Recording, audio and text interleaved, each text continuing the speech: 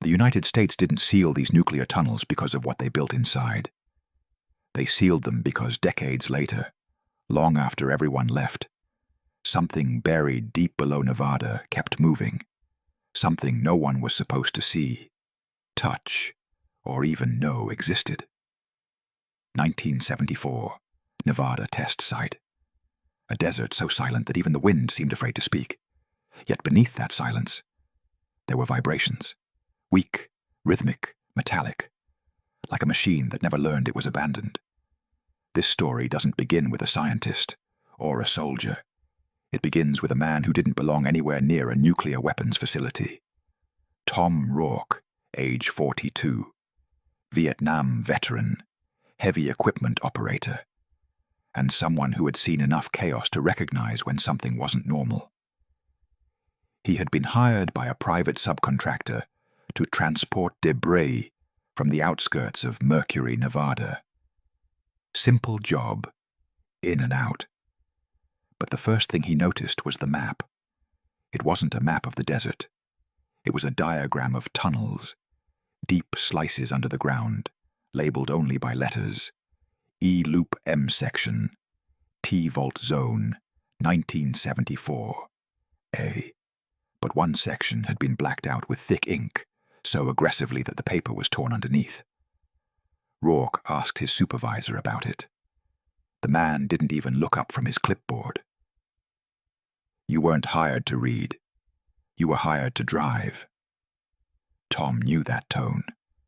The tone used when someone wasn't supposed to ask questions. Later that night, curiosity got the better of him. While refueling alone near the scrapped storage yard, he noticed something. A metal grate partially buried under sand. Fresh sand. The wind hadn't touched it yet, like someone had tried to cover it. Recently. Tom brushed it aside. Underneath was a rusted access hatch with a faded marking. Property of the United States Gov't. Nuclear Safety Division, 1974. Safety? Why would a safety division bury a hatch? He pried it open. Warm air hit his face. Warm from deep underground. Not possible in a 40-degree desert night. A metal ladder descended into darkness. This was the first paradox. Something abandoned should be cold, silent, and dead. But this place was breathing. Tom climbed down. The tunnel smelled like ozone and burnt copper. Old fluorescent lights flickered, buzzing weakly. Not enough power to be functional, but enough to say someone hadn't fully shut the place down. At the base of the ladder, he found a hallway with steel doors. Each door numbered, each sealed. Except one. Door 19. It stood slightly open. A thin line of red emergency light leaked through the crack. He pushed it. Inside was a control room. But everything was stripped. Tools gone, chairs removed, papers taken. Everything except one thing. A single analog machine, left running. A seismic recorder, continuously printing a thin paper strip. Its inked needle trembled every few seconds. Tuck, tuck, tuck. The ground was shaking, but not from above, from something deeper, something that wasn't supposed to be there. Tom leaned closer. Under the printed spikes, someone had written a note in pencil. If you hear them, leave. He froze. Them? Before he could decide what that meant, a sound echoed from the tunnel behind him. Slow, dragging, metal scraping concrete. Not machinery, not wind. Footsteps. Tom stepped back toward the ladder. The noise grew louder. He dropped his flashlight, grabbed the ladder, and climbed up as fast as he could. When he reached the top, he kicked the hatch shut and staggered into the sand. Chest heaving, hands shaking. Something was alive down there. The next morning, Tom went to his supervisor again. "What's under those tunnels?" he demanded. This time the man did look up, and his expression changed. Not annoyance, fear. "You saw something, didn't you?" "What's down there?" Tom asked. "Nothing. That's not the truth." The supervisor lowered his voice. Tom, they shut those tunnels in 74 for a reason. Nobody goes in. Nobody talks about it. And if you were smart, you'd forget you ever found that hatch. Tom tried to speak, but the man added, You think this desert is empty? Son, this place is full of things nobody buried deep enough. That night, Tom couldn't sleep. Because the hatch, the vibration, the running machine, none of it made sense. Tunnels sealed in 1974 shouldn't still have power, shouldn't still be warm, and nothing should be moving in the dark. But something was, and Tom Rourke wasn't the only one who knew, because as he walked back to his trailer, he found a slip of paper tucked under the door. 1968 wasn't the real shutdown. 1974 was the cover-up. The story was no longer about tunnels. It was about what they trapped inside. They told the tunnels were dead. They told the desert had swallowed every secret. But when the first light of dawn hit Nevada in 1974, the shadows whispered a different story, one that would make the government rethink everything it had buried. The next morning, Tom Rourke could barely sleep. Every time he closed his eyes, he saw the red glow leaking from door 19. Every time he breathed, he could swear he heard faint metal scraping against concrete, deep beneath the desert floor. By 9 a.m., he found himself walking toward the access hatch again. Why? He didn't know. Curiosity, fear, something primal, telling him that if he didn't look, he'd never forgive himself. When he reached the hatch, it wasn't alone. A shadow moved, another human, tall, silent, wearing a faded Department of Energy jacket, badge tucked into the breast pocket. You shouldn't be here, the man said, his voice low, almost a whisper. Tom froze. Neither should you, he replied, instinct overriding, caution. The man didn't respond. Instead, he pushed past Tom and descended the ladder. Tom had two choices, follow or walk away and pretend nothing happened. He followed. At the bottom, the tunnel seemed different. The flickering fluorescent lights were brighter here. Metal panels lined the walls, scratched with decades of numbers and codes. A low hum resonated through the floor. Not machinery, something else. Suddenly, the man stopped in front of a thick steel door, marked Zone 1974B.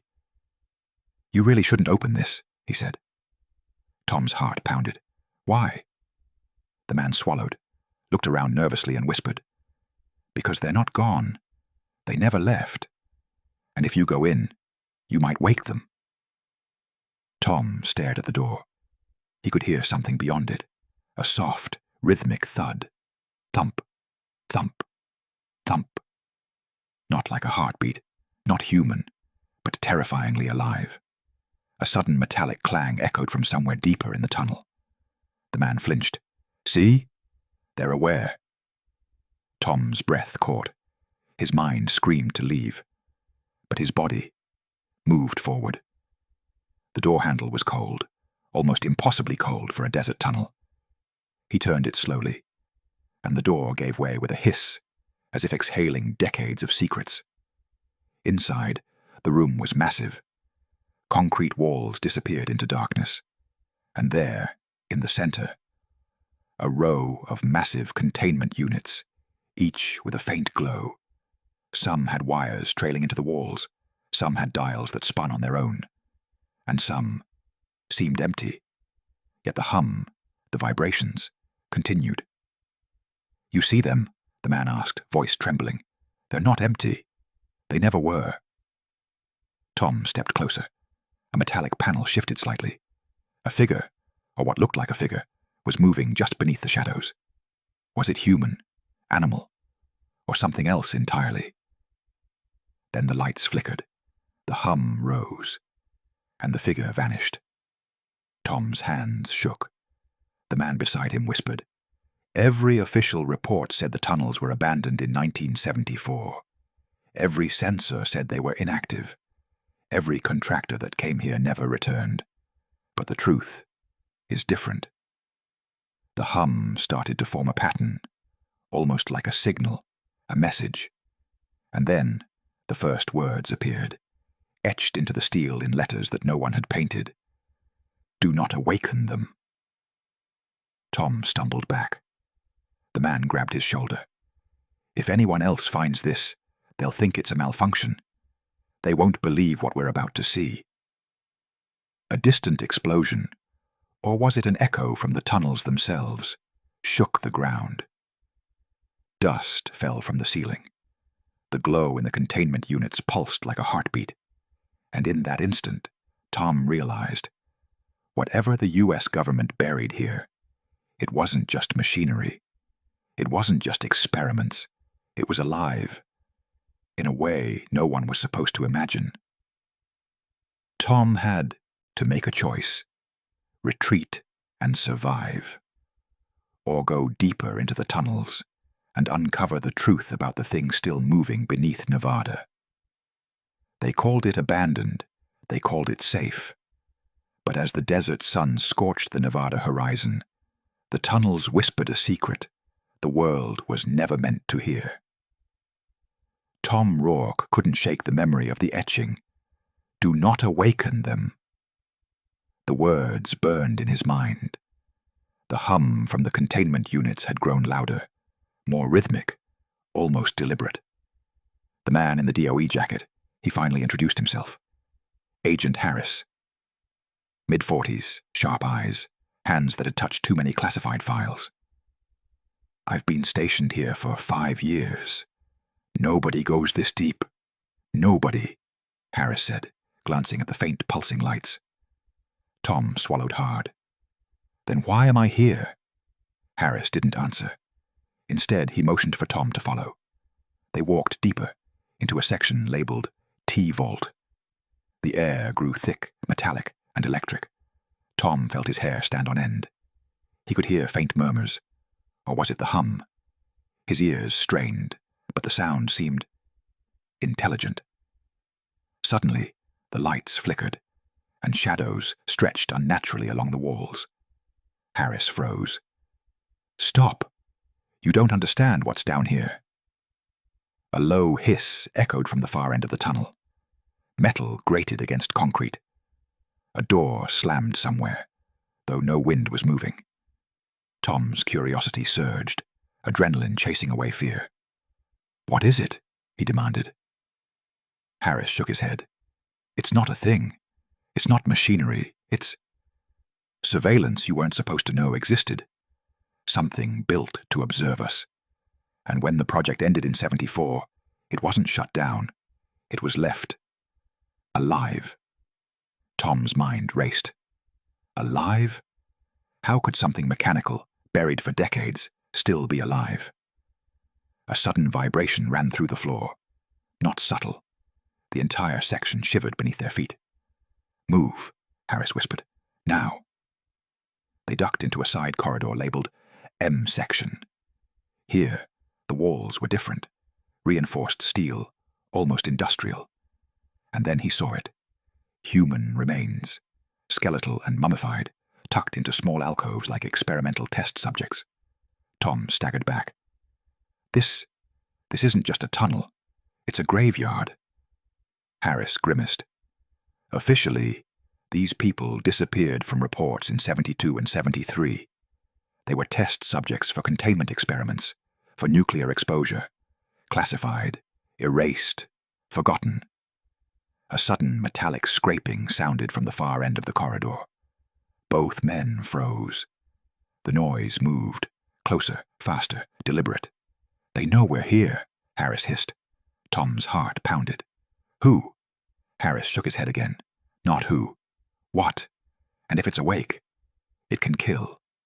Tom felt the temperature drop, sweat turning icy. The hum intensified, almost melodic. He realized something terrifying.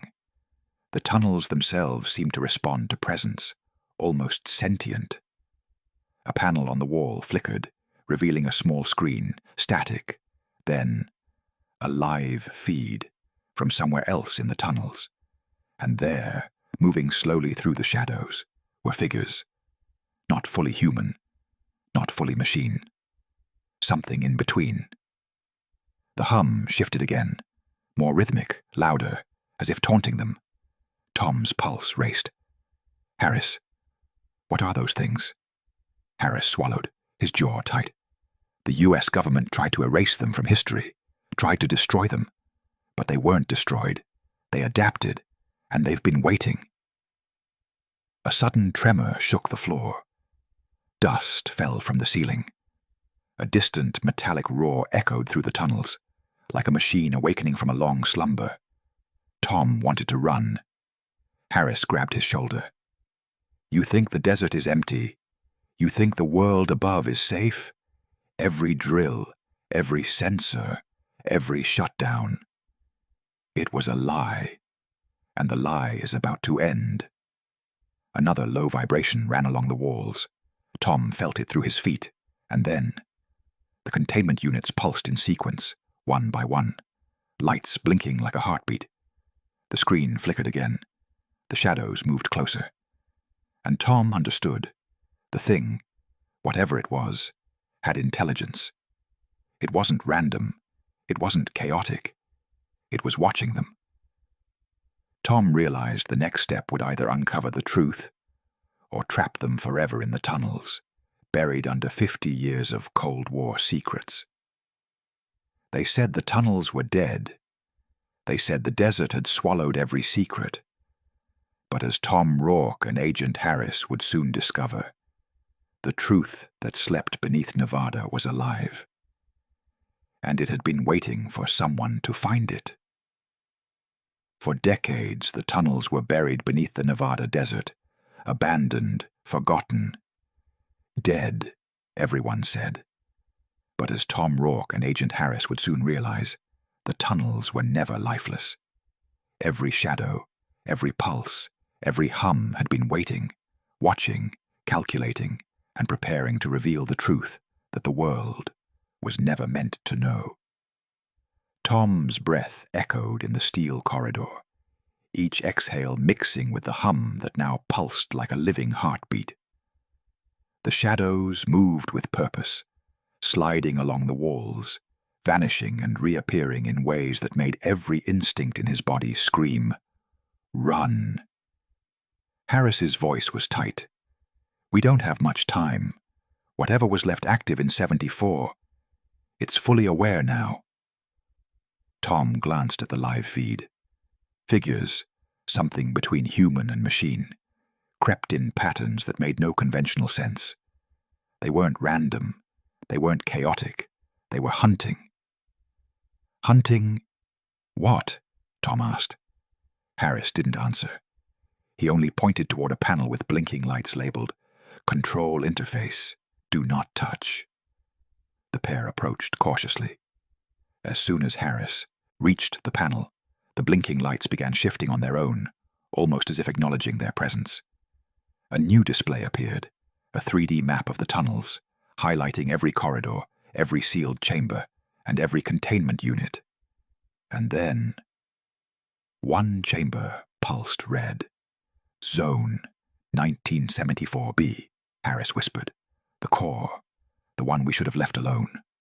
A metallic vibration ran along the floor, stronger than anything before. The walls seemed to shiver in response, a low, groaning echo filling the air. Tom felt it in his chest, the hum becoming more than sound. It was pressure, awareness, intent. "What are we dealing with?" Tom said, voice barely audible. Harris hesitated. They weren't just experiments. They were a project to contain intelligence in mechanical form, nuclear-powered, semi-conscious, left to survive decades underground. And now, they're awake. Tom's eyes darted to the shadows. Figures moved in impossible coordination. Silent, like predators hunting by memory, not sight. A chill ran down his spine. Suddenly, one of the containment units hissed open. A blue-orange glow spilled across the floor, revealing a humanoid figure. Not fully human, not fully machine. Metal limbs, skin-like plating, faint electrical pulses along its body. Its eyes, or what resembled eyes, glowed faintly. And then it moved, silently but deliberately, toward them. "Back!" Harris shouted, drawing his sidearm. "Don't provoke it." Tom realized the project was intelligent. Every movement, every hum, every flash of light was calculated, deliberate. It wasn't angry. It was assessing. Another vibration ran through the ground. A massive section of the ceiling shuddered, dust raining down. Tom grabbed a support beam. "We have to get out, now." Harris shook his head. "We can't leave. Not yet. We have to document this. Nobody will believe it, but it has to be recorded. If we flee, it's lost. Forever." Tom hesitated. A sudden metallic groan came from the tunnel behind them. Shadows elongated, figures multiplied, and the hum became a chorus, low, guttural, synchronized. "They're communicating," Harris whispered, voice trembling. "Between themselves. They've adapted." A new panel lit up, revealing data they couldn't fully comprehend. Power readings, radiation levels, and behavioral logs. Tom saw something that made him stumble backward. The project had learned, remembered, and evolved over 50 years. It had survived nuclear decay, abandonment, and silence. And now, it was aware of intruders. Suddenly, a corridor on the map lit up in red. Harris pointed. "That's where they're converging. That's where the intelligence core, the apex, is located." The hum surged, almost like a roar. Dust fell from above. Tom realized the structure itself, metal walls, floors, and tunnels, was reacting. Not mechanical, not electrical, almost alive. "We either confront it, or we never leave this tunnel," Harris said, voice low. They advanced cautiously toward Zone 1974B. Each step echoed. Each echo felt like it was answering back. The apex chamber was enormous. The ceiling arched into darkness. At the center, a massive device sat, humming with radioactive energy, panels moving like breathing ribs. And in front of it, a human-sized figure of twisted metal and faint flesh stood, eyes glowing, limbs moving unnaturally smooth. "It's watching," Tom whispered. "Alive," Harris added, voice almost breaking. The figure tilted its head as if acknowledging their presence. Then, slowly, deliberately, it raised an arm. "Step back," Harris said. "Do not provoke." But before they could react, the figure's arm extended toward the control panel. The lights flared. Alarms buried for decades screamed. The hum became unbearable, shaking the floor, walls, even the air around them. Tom and Harris were thrown back by the force of unseen energy. When the dust cleared, the figure was gone. The apex chamber was quiet again. But the red glow from the containment units pulsed in a heartbeat-like rhythm. Harris staggered to his feet. "It's not gone. It's dormant. Waiting. And we just proved it's smarter than any of us imagined." Tom realized the tunnels were not just a Cold War experiment.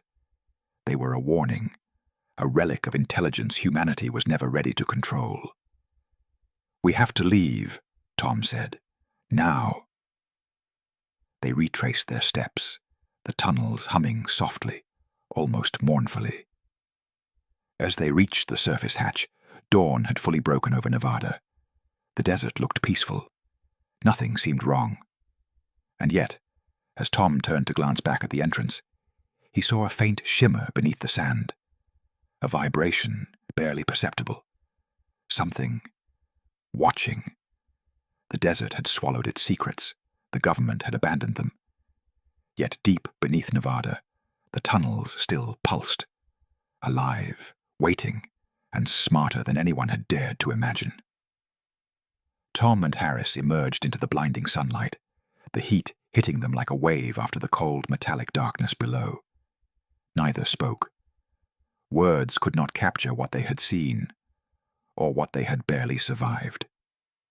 They stood for a long moment, letting the wind carry the silence of the desert, feeling the weight of 50 years of secrets pressing down on them.